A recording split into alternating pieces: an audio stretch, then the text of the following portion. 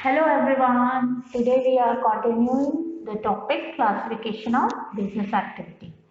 But before starting, please like and share this video, and if you have not subscribed, please subscribe this channel. And now चलो समझते हैं classification of business activities का second part, that is commerce. Commerce is a wide term consisting of all those activities related to purchase, sale, exchange of goods and services. This means that commerce एक बहुत wide term है जिसमें सारी business activities जैसे purchase, sale, exchange of goods and services include होती हैं. Commerce includes two types of activities, that is trade and auxiliaries.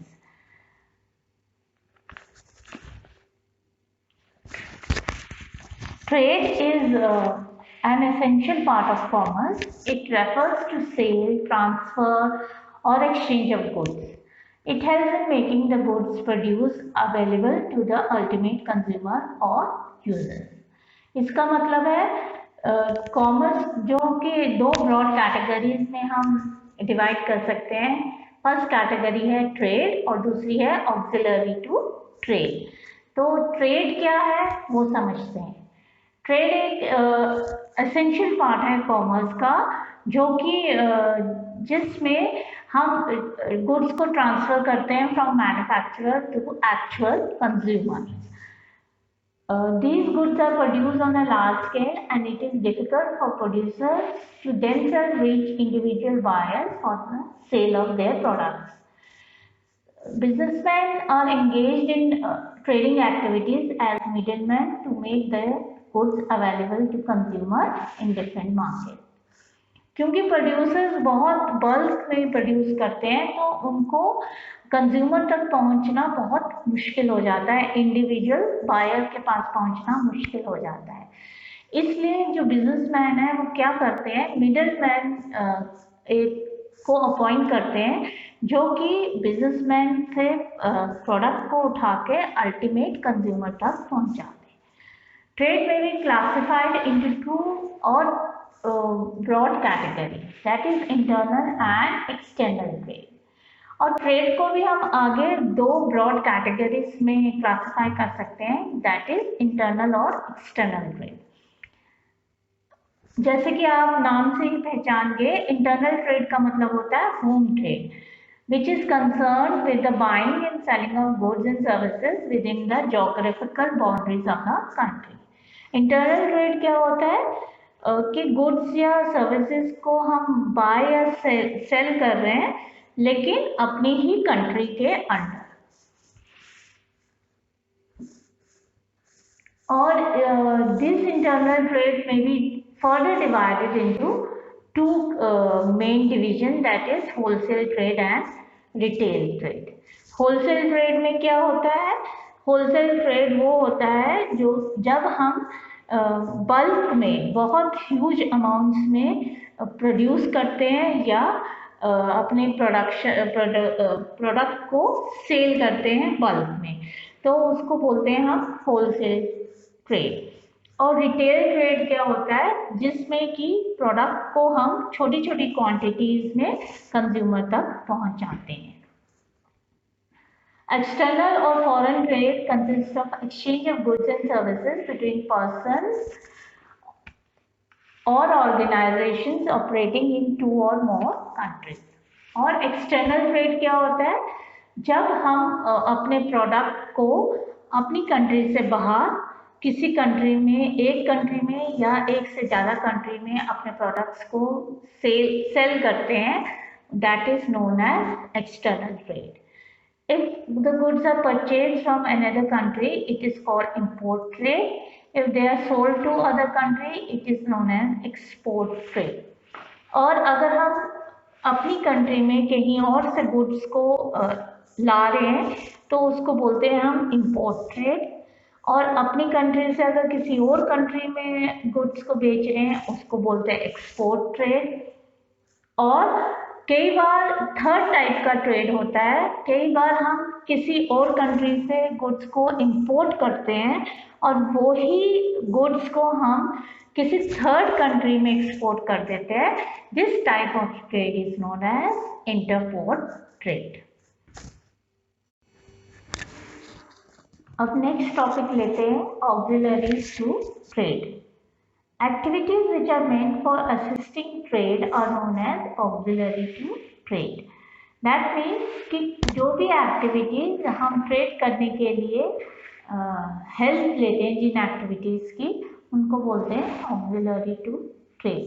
और ये जो एक्टिविटीज है जनरली रेफर करती हैं सर्विसेज के लिए, क्योंकि कोई भी एक्टिविटी हम ट्रेड की हेल्प लेने के लिए करते हैं तो वो सर्विस के टाइप में ही हम हेल्प लेते हैं.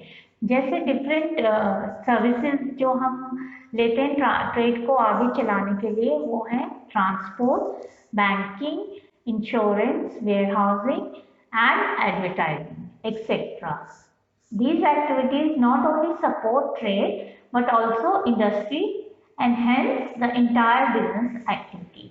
ये सारी जो सर्विसेज हैं ये सिर्फ ट्रेड को ही नहीं सपोर्ट करती हैं, लेकिन पूरी इंडस्ट्रीज को सपोर्ट करती हैं और पूरी business activities in auxiliary of trade to trade के सहारे ही चलती हैं. Auxiliaries are an integral part of commerce, in particular, and business activities in general.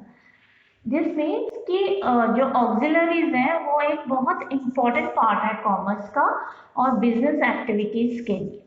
These activities help in removing various hindrances which arise in connection with the production and distribution of goods. इसका मतलब ये है कि ये सारी जो activities करते हैं हम, या जो भी ऑक्सिलरीज टू ट्रेड है, ये बहुत सारे ऐसे हिंड्रेंसेस का मतलब है ऐसे ऑब्स्टिकल्स या ऐसे प्रॉब्लम्स को सॉल्व कर देता है जो कि बिजनेस एक्टिविटी के थ्रू सॉल्व होना मुश्किल हो जाते हैं.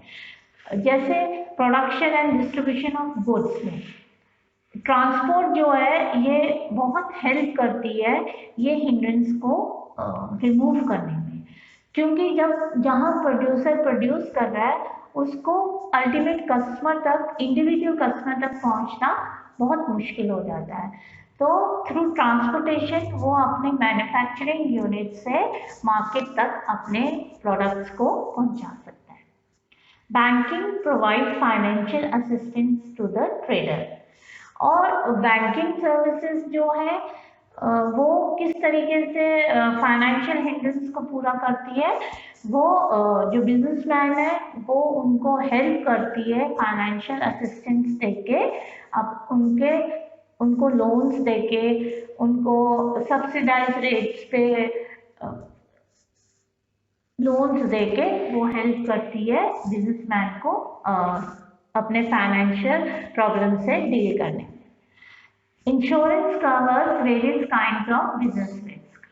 अब जो इंश्योरेंस है वो कैसे हेल्प करती है, कि कौन से हिंड्रेंसेस को रिमूव करती है. अब जो बिजनेसमैन है या इंडस्ट्रियलिस्ट है वो अपने गुड्स को, अपनी फैक्ट्री को, अपने वर्कर्स को इंश्योर करता है, और अगर कभी कोई मिस हैपनिंग हो जाती है तो उसको ये जो पैसा है ये वो रिकवर कर सकता है through insurance policy. Warehousing creates time utility with storage facility. और जो वेयर हाउसिंग है, वेयर हाउसिंग का क्या मतलब है, वो गोदाउन जहाँ पर हम अपना बल्क मटेरियल रख सकते हैं जो कि अभी यूज में नहीं आ रहा है. तो ये टाइम यूटिलिटी, जब भी हमें कोई भी ज़्यादा डिमांड होती है किसी प्रोडक्ट की तो हम वेयर हाउसेस से अपने प्रोडक्ट को निकाल के मार्केट तक पहुंचा सकते हैं. Advertising provides information. इसका क्या मतलब हो गया कि एडवर्टाइजिंग अपने प्रोडक्ट को इंडिविजुअल लोगों तक, कस्टमर तक पहुंचाना या मार्केट तक पहुंचाना बहुत मुश्किल हो जाता है. तो through advertising we can remove this hindrance. Advertising करके हम मासिस तक पहुंच सकते हैं और हर शहर में, हर गांव में हम अपने प्रोडक्ट को एडवर्टाइजिंग के थ्रू पहुंचा सकते हैं. और in other words, we can say these activities facilitate movement, storage, financing, risk coverage, and sales promotion of the goods. Auxiliary to trade are briefly discussed below in the following notes. Now we will be discussing the next topic in this classification of business activities, that is objectives of business. An objective is the starting point of business.